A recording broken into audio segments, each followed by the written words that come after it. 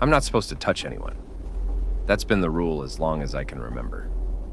Mostly my earliest memories are of my aunts and uncles smiling at me behind glass in their white coats, of air hugs and blown kisses, but I have distant memories of another place, of men with guns, of a woman with a touch like silk. I think she was my mother. I remember a blinding light and a sound like thunder. The next thing I knew, I was here. I've been behind glass for a long time. No windows to see outside, no door in or out, only a slot for meals. All my uncles and aunts have grown old and gray, yet I don't seem to change. They never answered my questions. Who am I would ask. Where do I come from? All they ever told me is that I was sick, that I had to be kept locked away for my own safety until a cure was found. Even though I felt fine, I trusted them. I had no choice. I've had all I ever needed here.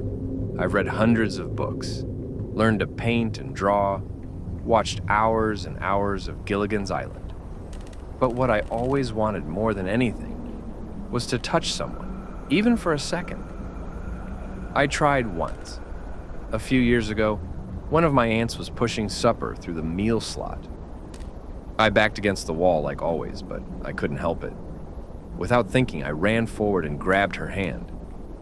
I wish I hadn't. The second my hand touched hers, her skin turned black and brittle, like burned paper. It crept up her arms until the flesh peeled off her skull, her eyes smoldering with yellow fire. Blood ran out of her mouth, boiling. She screamed and screamed, but all I could do was sob, "I'm sorry," until security came. By the time they got to her, she was a shadow burned into the floor. The meal slot became automated after that. I finally understood. I really was sick, very sick. But it wasn't my safety I was in here for.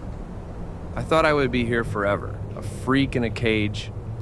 Until last week, when all my aunts and uncles gathered in the chamber one morning with exciting news for me.